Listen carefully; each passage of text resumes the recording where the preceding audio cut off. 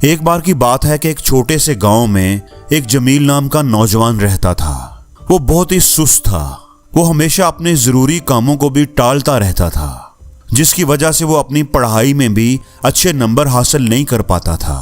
उसके घर वाले हमेशा उसे समझाते थे कि बेटा वक्त की कदर करो, जो वक्त अभी तुम जाया कर रहे हो वो कभी वापस नहीं आएगा और इस बात पर एक दिन तुम्हें पछताना पड़ेगा। लेकिन वो हमेशा उनकी बातों को नजरअंदाज कर देता था। वो सोचता कि अभी तो बहुत जिंदगी पड़ी है, अभी थोड़ी मौज मस्ती कर लो, काम तो होते ही रहते हैं।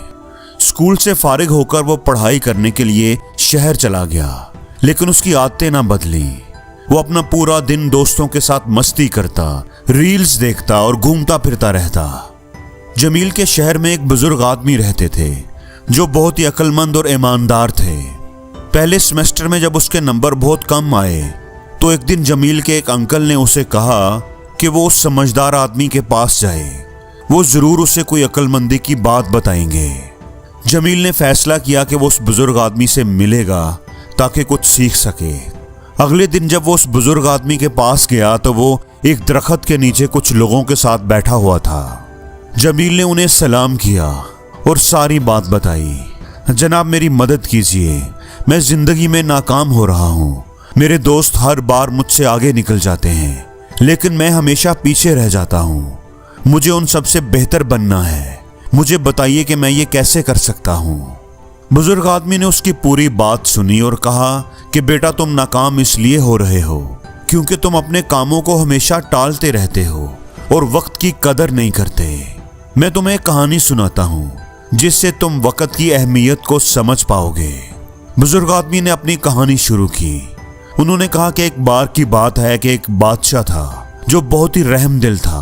वो अपनी राया से बड़ी मोहब्बत करता था और उनकी मदद किया करता था। एक दिन जब बादशाह लोगों का अहवाल मालूम करने के लिए बाजार से गुजर रहा था तो उसे एक आदमी मिला जो बहुत सुस्त और गरीब था। उसके पास ना तो पैसे थे, ना ही नौकरी थी और ना ही कोई इज्जत। वो हमेशा अपनी परेशानियों का इल्जाम दूसरों पर लगाता था। बादशाह उसकी खराब हालत देखकर उसके पास रुक गया और उसकी परेशानी की वजह पूछी। उस आदमी ने कहा कि पता नहीं लोग मेरे बारे में ऐसा क्यों कहते हैं कि मैं कुछ नहीं कर सकता। हालांकि सच्ची बात यह है कि मैंने नौकरी तलाश करने की बहुत कोशिश की। जब भी मैं किसी नौकरी की तलाश में जाता हूं तो लोग मुझे मना कर देते हैं, कोई मुझे काम नहीं देता। मैं कुछ करना चाहता हूं, सोचता हूं कि एक दुकान खोल लूं, लेकिन मेरे पास इतने पैसे नहीं हैं। राजा को उस आदमी के लिए अफसोस हुआ, उसे उस पर तरस आ गया। उसने कहा कि एक सौदा करते हैं, कल सूरज गुरूब होने से पहले तुम मेरे दरबार आना और जितना सोना चांदी तुम ले जा सको वो सब तुम्हारा होगा। इससे तुम अपना कोई कारोबार शुरू कर लेना, कोई दुकान खोल लेना।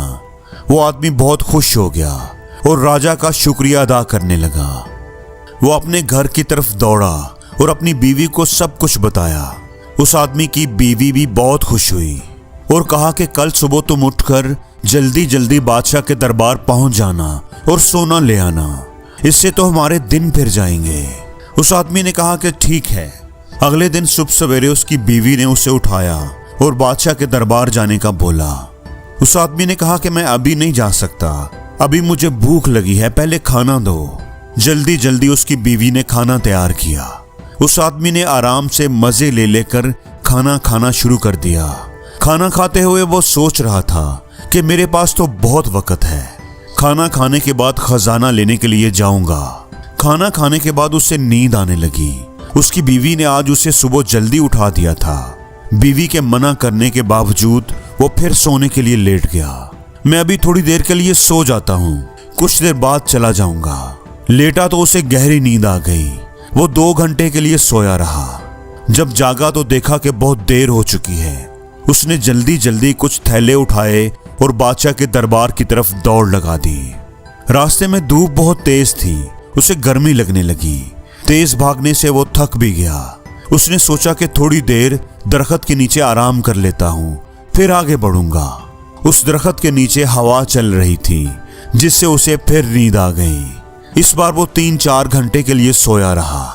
जब वो जागा तो देखा कि शाम होने वाली है, सूरज गरूब होने वाला है। वो जल्दी से थैले उठाकर बादशाह के दरबार की तरफ भागा, लेकिन जब वो दरबार के करीब पहुंचा तो सूरज डूब चुका था और दरबार के दरवाजे बंद हो चुके थे। उस आदमी को खुद पर बड़ा अफसोस हुआ। उसने अपनी सुस्ती की वजह से अमीर होने का एक सुनहरी मौका गंवा दिया, क्योंकि उसने वक्त की कदर नहीं की। उस बुजुर्ग आदमी ने कहानी खत्म की और जमील की तरफ देखा।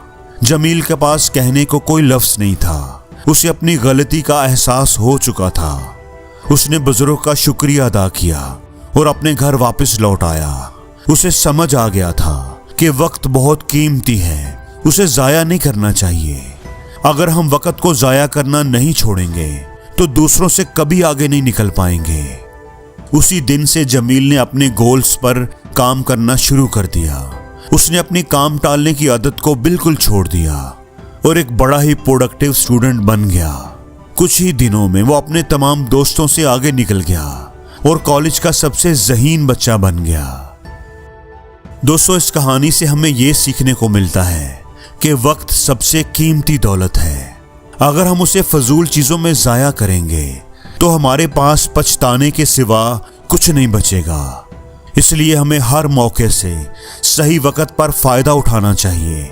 सुस्ती इंसान की सबसे बड़ी दुश्मन है, जो ख्वाबों को हकीकत बनने से रोकती है। अगर आप चाहते हो कि जिंदगी में कुछ बनो तो सुस्ती को छोड़कर हर लम्हे को कीमती समझो। आज का उठाया हुआ छोटा सा कदम कल की बड़ी कामयाबी का रास्ता बन सकता है। याद रखो, जो वक्त तुम आज जाया कर रहे हो कल वही तुम्हें पछतावे में मुब्तला कर देगा। अभी जागो, खुद को संभालो और मेहनत को अपना साथी बना लो और जिंदगी में हर रोज कुछ नया सीखो, नया सोचो।